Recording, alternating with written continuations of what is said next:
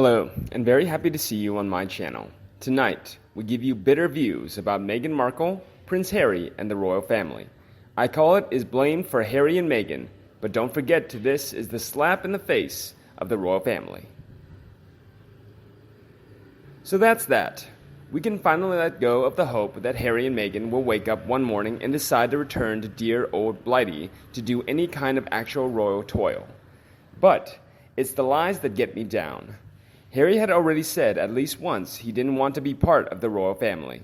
We know their leaving was all planned from the start. Sure, Meghan has claimed that the Sussexes will always be royalty, but her actions say something very different.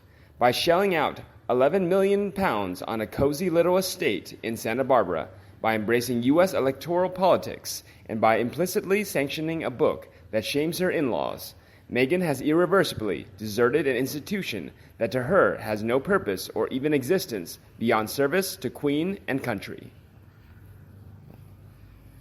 We probably shouldn't blame her, or at least not her alone. Theoretically, and against the odds, the Sussexes' novel plan for the future might just have worked.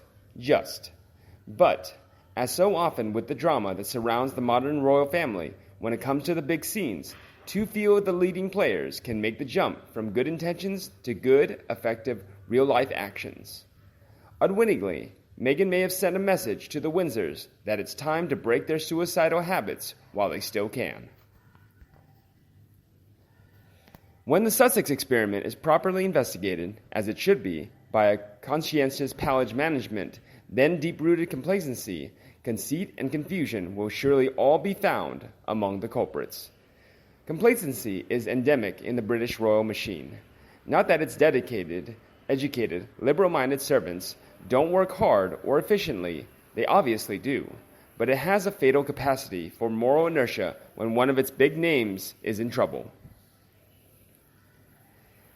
Think of Prince Andrew, now twisting on rope, paid out over years by a palace elite that failed to take early preventive action. Think of Princess Diana, cast adrift by her husband's adultery and left to swim or sink by her own efforts.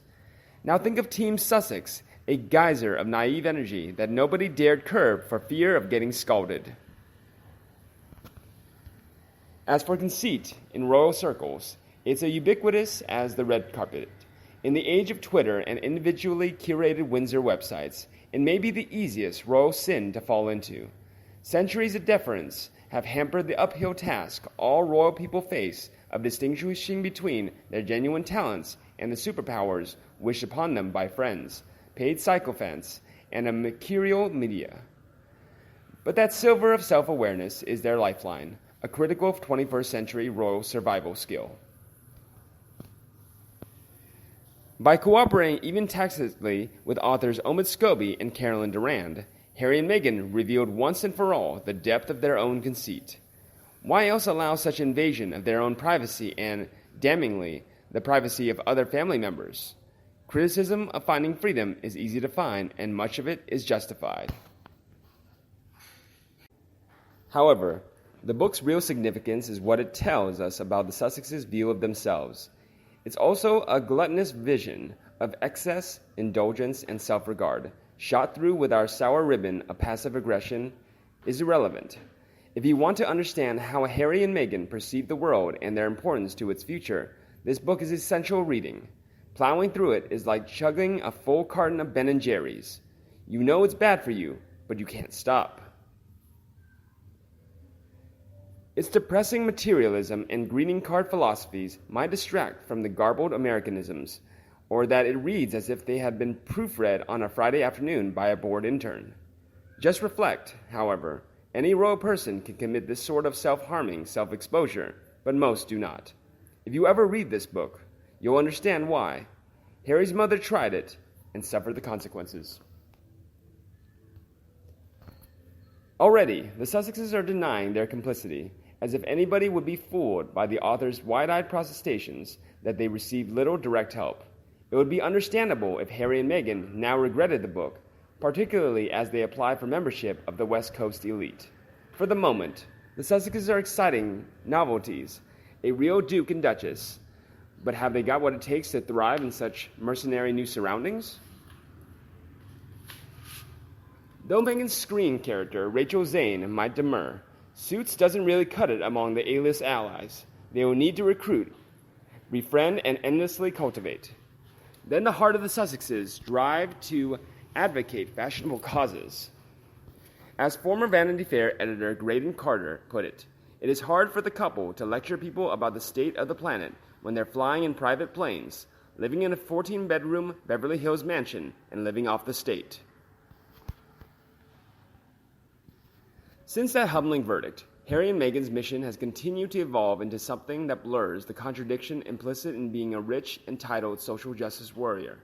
Recently summarized by one interviewer as using privilege for change, they have also moved to a more modest establishment, mustering only 9 bedrooms, though the bathroom count is up from 12 to 16. It is, allegedly, a terrific investment, but for a couple so willing to share the intimacies of their private lives with Scobie and Durand, Harry and Meghan are strangely reticent on matters of finance. You might think they would maintain a decent silence, at least until the cost of Frogmore Cottage is reimbursed to the taxpayer. And here we reach confusion. British royal neutrality in anything political is legendary, obligatory, and rooted in self-interest. The Windsor's constitutional reason deter is as a force of continuity, a focus of national unity hovering high above the cusp of party politics. Lose that lofty incorruptibility, and soon the peasantry will be asking why their taxes go towards keeping this privileged family in such astonishing luxury, and why it is obligatory to regard them as super-enlightened in everything from town planning to elephant migration. It's a delicate contract, one which the benign mass of the British public is happy to honor. Usually. Until, that is, a disturbingly confident independent incomer, such as Meghan, makes us ask what really holds up the magnificent, tottering facade of the monarchy. Granted, she may be laboring under a few delusions about her own importance and might secretly be playing a longer game for American audiences. Perhaps she had wearied of her husband being number 6 in a modal hierarchical anachronism and hightailed it back to her native California in a myth of hurt feelings and scented candles, taking an heir to the throne along with her. Don't worry, we have plenty more. Her parting gift to the people who paid for her wedding and her marital home was to say that she would never set foot in anything royal again. There are plenty who'd like to hold her to this promise. Yet the wise will also contemplate a bleak Windsor future in which dire royal finances, a scandal-hit Prince Andrew, a controversial future queen, and a looming change of reign may together conspire to make the Sussexes' flight to the Golden State look positively prescient. We might have lost Meghan and Harry to the higher calling of American identity politics and the pursuit of social justice. We might mock their propagandists Scobie and Durand and scoff at their weird, infantilized world of finding freedom. We may even snigger at what anyone might get up to in all those Santa Barbara bathrooms. But if we honestly think the Marco interlude has nothing to teach the British and their monarchy, be in no doubt. The last laugh will be on us. Remember the inertia that has so damaged the crown in the recent past. Think of the bright-eyed mixed-race commoner who came and saw and ran away. It's just possible, if they heed the warning, that Harry and Meghan may be just the shock the Windsors needed. Indeed, some opinions from royal fans also agree with my opinion. A user wrote, "They may have run from the institution, but they are hanging on to their titles and relationship to the royal family for dear life. They shout and scream about privilege and colonialism, but fight over a tiara whose very definition is one of privilege. Let's be honest. They could not accept their palace within the hierarchy. Their greed and self-importance made them believe they were bigger than the whole institution. They are currently finding out they are not." Another added, "Meghan Marco is an evil, calculating, mean schemer who set out to trap Harry. Her family warned us all along this was what she was doing. I am amazed with MI6 investigating her that she was even allowed in the palaces. She was removed from them more than once." She gave a detailed description in her book about where the jewels were kept. She is the worst. Sure, she said she wasn't going back to anything royal, But she promised us here in the U.S. she wouldn't live here while Trump was president. She lied. She lies. When William advised Harry not to rush into anything, he was exactly right. William and Kate were together for 10 years before they wed. If Harry would have waited another year, all the royal protocol and what the job actually would entail could have been made clear to Meghan. When you first join a family and position, you try your best to fit in, not stick two fingers up at it at all. It was an attempt to modernize the monarchy, which wasn't her business to do anyways. She just didn't care. She never tried. Staying in the UK was never her intention. And you, do you agree with me? Please let me know in the comments section, and everyone also discuss them. If you see my video so useful, remember to like and share my video for anyone you think also loved it. And don't forget to subscribe to our channel to not miss any new videos by me.